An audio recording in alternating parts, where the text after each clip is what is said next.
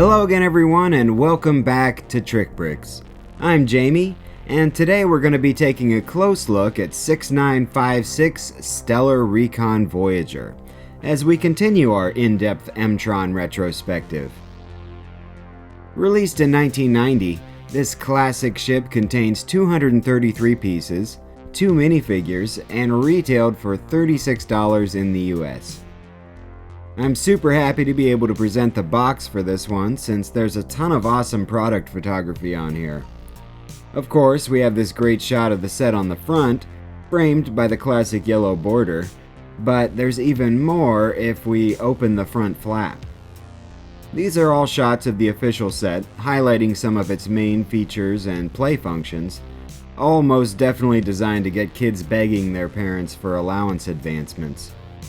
It certainly seems like this little guy is enjoying it.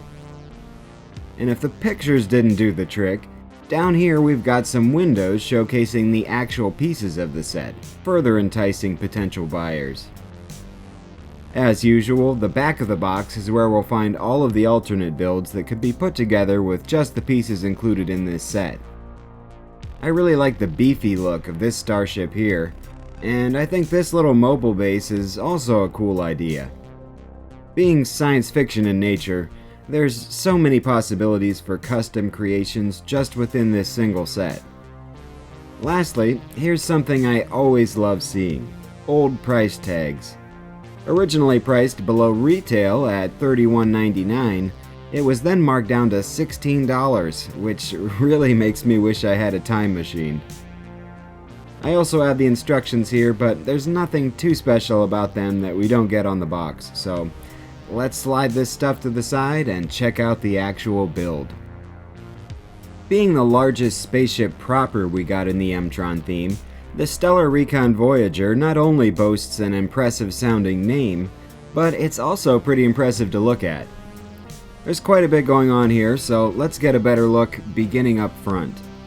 2 forward-facing antennae jut out of the nose, flanking this little magnetically attached rover. Having this guy is cool, but the location is an odd design choice to me. I think it takes a bit away from the overall sleekness of the build, and I would have preferred to have seen it stored elsewhere on the ship. Just my opinion though, so if you like it, more power to you. When removed, you'll spot a 1x2 printed arrow tile beneath the nose of the ship. The rover is pretty simple in its construction, but it does have enough room for transporting 2 minifigs, which is perfect because we get 2 minifigs in the set. They're both identical to one another, and to all of the other m-tronians in the theme. Black helmet with trans neon green visor, classic smiley face, red shirt with the M logo, white pants, and black oxygen tanks. And the one on the right gets a walkie-talkie. Back to the ship, right behind the magnet is this fairly spacious cockpit, where we'll also find the first of a handful of exclusive elements contained in this set. This angled trans neon green windscreen up front is nothing new, but the boxy hinge piece behind it was only ever found here, making it a pretty rare element. Inside, we'll find an odd choice for a spaceship: a steering wheel. Normally there'd be a couple of levers as flight controls here, but I guess this works too. In front of that, we have the same printed 1x2 console tile found in every m-tron set. The rest of this area is pretty barren, which means it's ripe for customization. I could easily see adding some navigational equipment back here, or at the very least some proper seats. Back outside, we'll find this little adjustable sensor array on each side, a printed M slope, and a few more of the 8 magnets included in this set. These are intended to hold one of the printed containers we've seen in several of the m-tron sets so far, and each one holds a single trans neon green stud. I kinda like how they swing as the ship banks into a turn. And of course, if you want, you can switch it up and put one of these up front, or have the rover dangling off the side. Behind them, we'll find a small door that leads into the cabin. I'm not entirely sure what the idea is here, since it's really not big enough for a minifig to climb through, but I guess you could see it as a maintenance hatch or a way to load small items on board.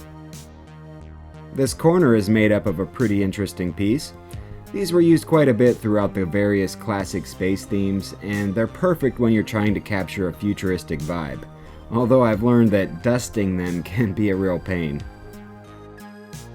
Up here we've got two more antennas, same type as on the front, and then another set exclusive. This big 3x6 red slope, printed again with the ever-present M logo. You could see these as some sort of siren/speaker setup, or as thrusters for maneuvering the ship around in space. And I like the hose detail here. Transitioning to the wings, which are fairly large, we'll find another logo, this time printed on a 2x2 tile, as well as a second, smaller wing with some sensors up front and a few little thrusters out back, using the very cool trans neon green rocket or missile base. There's also a 2x2 light gray version of the same piece down here on each side. A pair of struts give the wings stability, and while we're here, I might as well mention all of these thruster elements that also double as landing gear. For some reason, I always thought these pieces were awesome as a kid, so no doubt I would have loved this set, since we get 9 of them here. The last part of the ship we're going to look at is the cargo bay. Yet another set exclusive element can be found here, or rather 4 set exclusive elements. These red angled panel pieces that make up the sides were never again offered anywhere else in this color. It's a cool piece that definitely looks at home here, although I think it would have been cool if they'd included red or black panels to fill in the openings, since these were often found holding windows in other sets. Without a doubt, the most exciting play feature of the set is the magnetic boom found back here. As I mentioned, the SRV comes with a total of 8 magnets, which is awesome, and as you can see, this one is used to load and unload this large cargo crate. It's mostly made up of these printed hinge panels, the same ones we saw on the particle ionizer, and opening them reveals a red fence element on each side, keeping the contents at bay. There's really no slick way to get to said contents, so you're just supposed to remove one of these. As you can see, we've got a handful of tools here for the astronauts to use. A pair of wrenches, a loudhailer, which you could also see as a laser gun, and this piece that could be used as whatever you'd like. If you watched the old promo video at the end of episode 1 of this series, you'll have seen this being used as a sort of vacuum cleaner for sucking up what I assume is a dangerous chemical spill. But again, it's really up to your imagination. When you're ready to load up, just put everything back in place and extend the boom. The magnets are plenty strong enough to keep this in place. Now, I do have one gripe with this set, and it has to do with this whole area. Since this was the largest spaceship released for the line, and since we never got a proper land base, I would have liked to have seen a bit more interior here. You can see that pretty much this entire section from the cockpit back is dedicated solely to housing this cargo crate. And while I like the ability to store this, it would have been cool to have the option to also use this area for crew quarters, experiments, etc.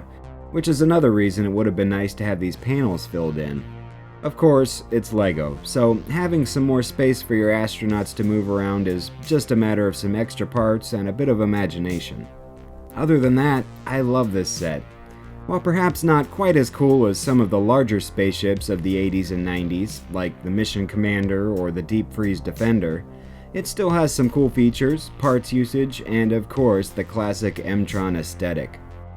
If you agree and would like to add it to your LEGO shelf, you can expect to pay right around $80 for a used set, which isn't too bad in my opinion, considering the exclusive elements you get, paired with the overall collectability of the theme in general. If you're looking for a sealed copy, plan on shelling out somewhere between $300 and $400. But that's all I've got for you today. I hope you enjoyed this review, and if you did, a thumbs up is always appreciated, and go ahead and click that subscribe button if you haven't already. I've got lots more m-tron to share, but until then, this has been Jamie for TrikBrix. As always, thanks for watching, take care, and play well!